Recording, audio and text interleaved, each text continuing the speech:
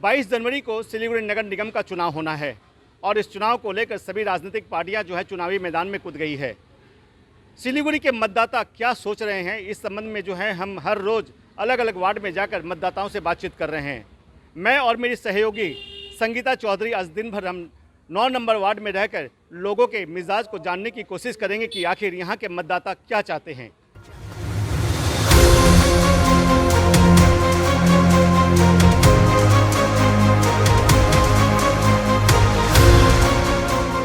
Nehru road में पानी का पाइप फूट गया 3-4 जगह से।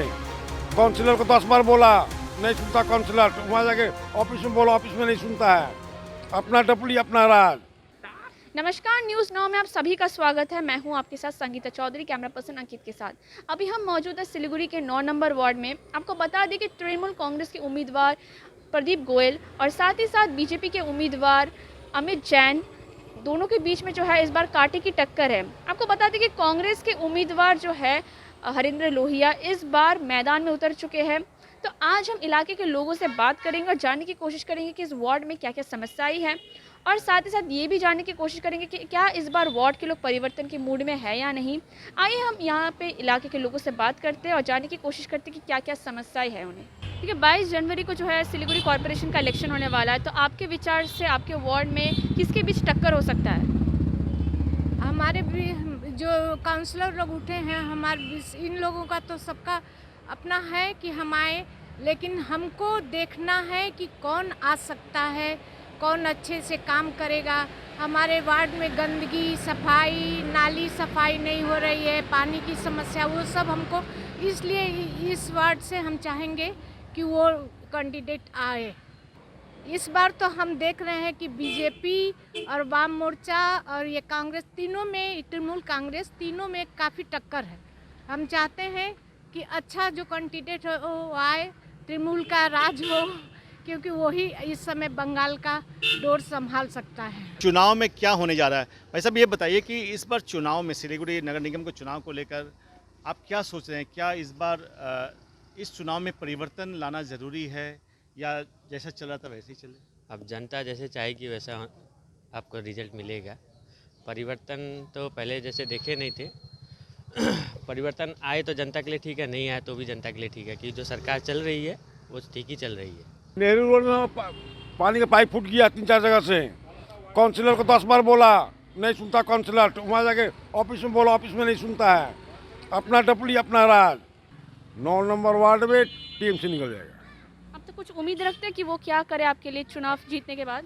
तो हम लोग क्या करेंगे? रास्ता है, नाला है, पानी का समस्या है, रास्ता बन जाए, ड्रेन बन जाए, और क्या समस्या तो कुछ नहीं है, और है भी है। नाला नूला जैसे गंदगी है, साफ़ सफाई का है, ये सब बहुत कम होता है, और होता है तो बहुत आस्ते आस्ते, कई बार बोलने के बाद में होता है।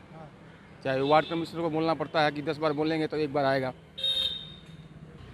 उम्मीद तो देखिए बीजेपी और तृणमूल में ही है, दोनों में टक्कर, और जो भी आए इन दोनों में से एक ही आएगा। इस बार आपको क्या लगता है, बीजेपी टक्कर दे पाएगी? मुश्किल ही लग रहा है। मेरी नज़र में तो टीएमसी का बोर्ड बनेगा। अच्छा आएगा, विकास तो हो ही रहा है और भी होगा।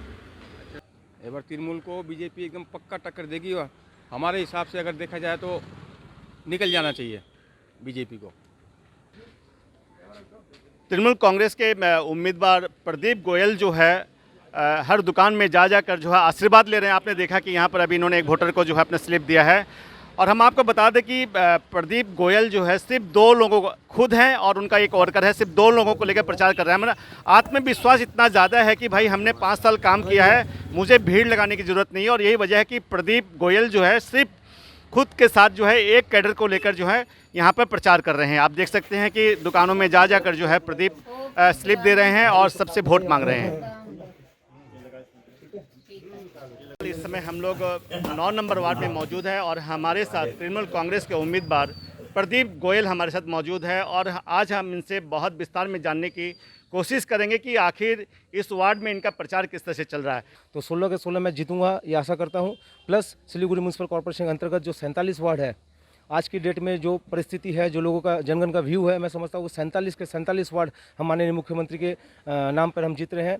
हमारे 47 के 47 कैंडिडेट जो सिलीगुड़ी शहर में सिलीगुड़ी म्यूनसिपल कॉर्पोरेशन के इलेक्शन में खड़े हुए हैं, सभी का एक ही कहना है कि हर वार्ड का जो कैंडिडेट है वो खुद माननीय मुख्यमंत्री ममता बनर्जी है। ममता बनर्जी के नाम पे वोट होगा और सिलीगुड़ी म्यूनसिपल कॉर्पोरेशन जो है हम पूर्ण बहुमत से जो है हम फॉर्म करेंगे और विकास धारा जो साउथ बंगाल में चल रही है अब नॉर्थ बंगाल में भी चलेगी। सबके सहयोग से ये जो रास्ते जिस रास्ते पे आप हम लोग इंटरव्यू कर रहे हैं, ये रास्ता भी जो है नॉर्थ बंगाल डेवलपमेंट डिपार्टमेंट के द्वारा ही निर्माण किया गया था। लगभग 17-18 साल बाद ये रास्ता का निर्माण हुआ था। ये किया मैंने एनबीडी के माध्यम से, एमजी रोड एनबीडी के माध्यम से किया, बहुत से रोड एसजीडी के माध्यम से किया। कुछ कार्य कॉर्पोरेशन से मुझे मिले थे, वो मैं इनकार नहीं कर सकता। कुल मिला के 5 वर्षों में मैंने रास्ते का निर्माण टोटल कंप्लीट किया, ड्रेन का निर्माण टोटल कंप्लीट किया, जो इलेक्ट्रिक पोल्स है उसमें ट्यूबलाइट्स लगी हुई थी, टोटल पोल्स में जो है एलईडी उसमें कन्वर्ट किया मैंने। पानी जल की कुछ समस्या थी उसको कंप्लीट किया। तो काउंसलर से मेरे हिसाब से इससे वजह से कोई उम्मीद जनगण करते नहीं है। लोकल बॉडी के चुनाव में जो है लोकल मुद्दे इंपॉर्टेंट होते हैं, तो इस चुनाव में आप कौन सा मुद्दा लेकर जो है मतदाताओं के पास जा रहे हैं? मुद्दा अभी हमारे पास कुछ है नहीं, कहने को बताया नहीं। मैं 5 साल के जगह 7 साल हम यहाँ रहे, एक साथ कोऑर्डिनेटर भी रहे। कोविड के चक्कर में 6-7 महीने हम नहीं थे, उसके बावजूद भी जो डे टू डे वर्क हमने किया है।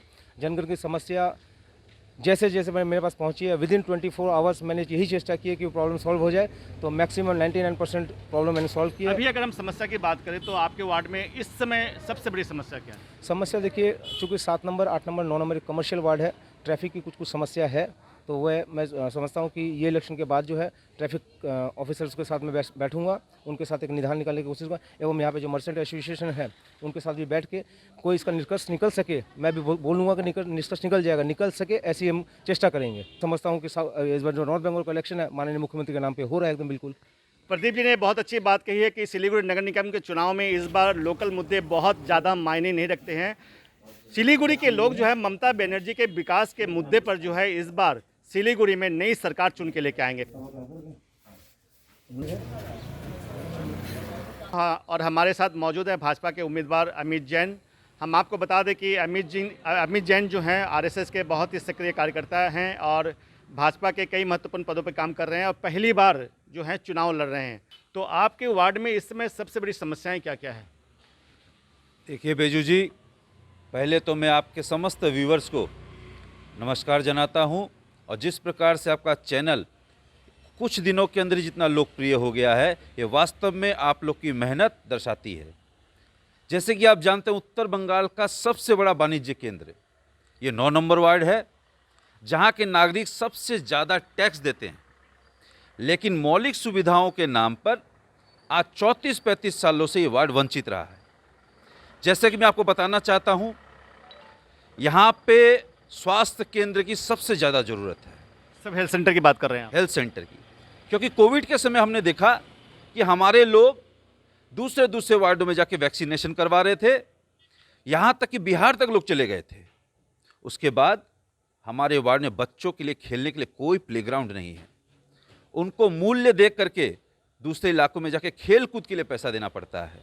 चाहे 25 नंबर वार्ड में जाते हैं कई बार खेलने के लिए, या विभिन्न क्लबों में उनके जाना पड़ता है।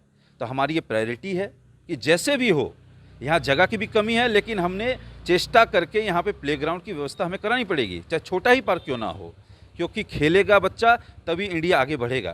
क्योंकि हमने नारा भी दिया है, खेलेगा इंडिया तो बढ़ेगा इंडिया। तीसरी बात, यहाँ सबसे बड़ी बात है, 7 सालों से कोई वार्ड कमेटी नहीं थी।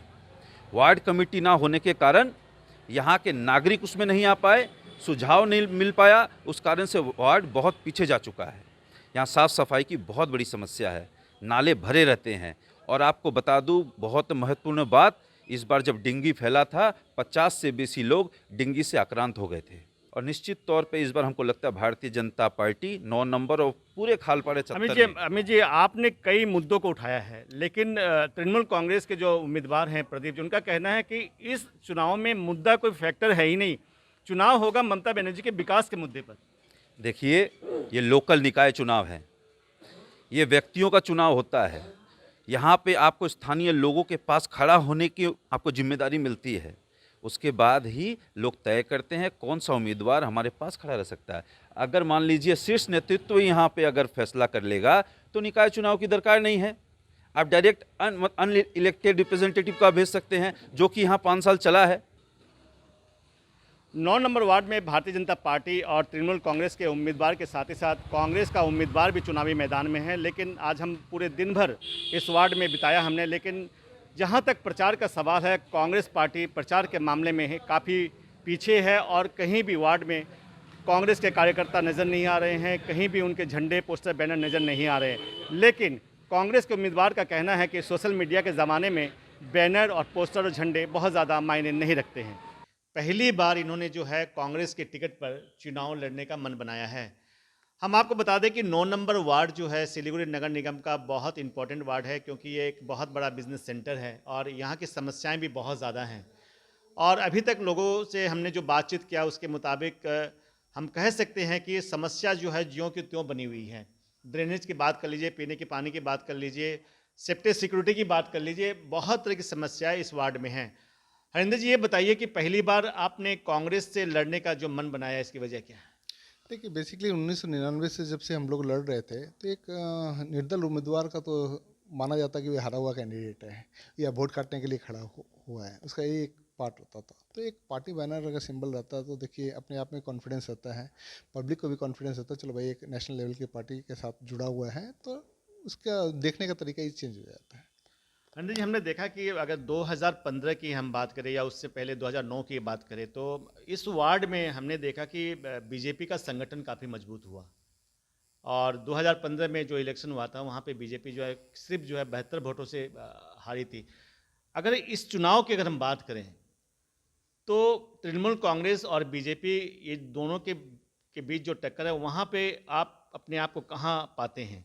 देखिए, नगर निगम का चुनाव जो होता है ना, वह व्यक्ति विशेष का होता है, कहीं पार्टी सिंबल का बहुत बड़ा फैक्टर नहीं होता है ना। तो इसमें मेरे ख्याल से यहाँ इंडिविजुअल को देखा जाता है, इंडिविजुअल जो बेस्ट होते हैं। ठीक है, पार्टी का एक सिंबल तो जरूरी होता ही है। मान लीजिए कहीं ना कहीं अगर आप पार्टी से खड़े, किसी भी पार्टी से हो, सब अच्छी पार्टी है, देखिए कोई भी पार्टी खराब नहीं है। जैसे ही आप किसी पार्टी से खड़े हो जाते हो तो आपको वैसे ही मोमेंटम मिल जाता है। दूसरी बात यह होती है कि मान लीजिए कंपटीशन इंडिविजुअल में होता है ना कि पार्टी में होता है। पार्टी के हिसाब से कोई वोट कभी भी नहीं करते हैं। वार्ड का इलेक्शन होते हैं कि चलो भाई कोई बढ़िया कैंडिडेट है, पार्टी के सिंबल लेके खड़ा है। और मैं आपको एकदम बता भी दूँ, 2015 का अगर आप देखो तो कांग्रेस 7, 8, 9 नंबर वार्ड है हमारे खालपाड़ा में। आप 7 नंबर वार्ड का देखो, कांग्रेस उम्मीदवार ने वहाँ से जीता था। और सबसे बढ़िया काम 7, 8, 9 नंबर में जो हुआ है वो आपका कांग्रेस वार्ड में 7 नंबर वार्ड में हुआ था। तो कहीं ना कहीं देखिए, कोई अपने लोग बोल देते हैं इस पार्टी में हैं, हम इस पर काम नहीं हो पा रहा है, ऐसा ना कुछ नहीं है। अगर आप किसी भी पार्टी से जीत के जाते हो, आपका काम बढ़िया से बढ़िया होता है, आपका मन होना चाहिए काम करने का। कंपटीशन किसके साथ में है? बीजेपी के साथ में है या तृणमूल कांग्रेस के साथ? देखिए, हमारा कंपटीशन किसी के साथ नहीं है, मेरा कंपटीशन किसी के साथ नहीं है। मेरा अपनी बात अपने वोटर्स के पास रखनी है। अपने वोटर्स को चाहेंगे, वोट देंगे, जीतेंगे। जीत और हार को कोई फैक्टर नहीं है। आज हमने दिन भर जो है वार्ड नंबर 9 में बिताया और यहाँ के मतदाताओं से जो हमने बातचीत किया। मतदाताओं से बातचीत करने के बाद एक बात यहाँ बहुत साफ हो जाती है कि इस चुनाव में यहाँ पर लोकल मुद्दे बहुत ज़्यादा इम्पोर्टेंट नहीं हैं। इस बार भी यहाँ पर जो है भाजपा जहाँ एक और धर्म और राष्ट्रवाद को मुद्दा बनाई हुई है, वहीं दूसरी ओर तृणमूल कांग्रेस ममता बनर्जी के विकासवाद को मुद्दा बनाई हुई है। अब देखना यह है कि इस चुनाव में भाजपा का धर्म और राष्ट्रवाद का मुद्दा ममता बनर्जी के विकास के मुद्दे पे हावी होता है या फिर ममता बनर्जी का विकास का मुद्दा भाजपा के धर्म और राष्ट्रवाद के मुद्दे पर। फिलहाल हम आपसे यहीं विदा लेते हैं। नमस्कार।